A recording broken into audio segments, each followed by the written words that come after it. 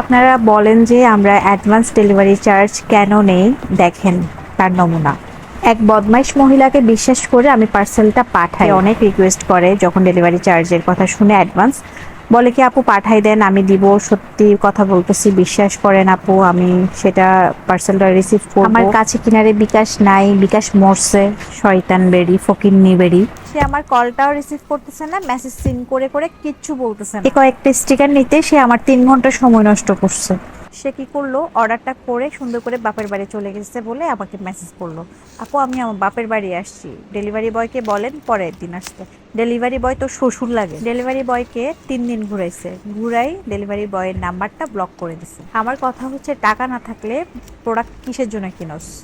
টাকা নাই, জিনিস কেন কিনবি? তাকে এটাও বলা হয়েছে যে আপনার বাসায় বলেন আপনার হাজবেন্ড থাকলে রিসিভ করতে।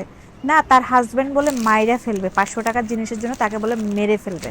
শয়তান মহিলা, তোর এই টাকা না কত দিকে খরচ হয়ে যাবে তুই দেখিস। ফালতু মহিলা। একটা জিনিস যখন আমরা প্যাকেজিং করে পাঠাই, ওই জিনিসটা আসতে আসতে কি অবস্থা হয়। কিছু কিছু ভালো কাস্টমার আছে, শিক্ষিত কাস্টমার আছে, যারা ডেলিভারি চার্জের কথা শোনার সাথে সাথে সেটা পাঠাই দেয়।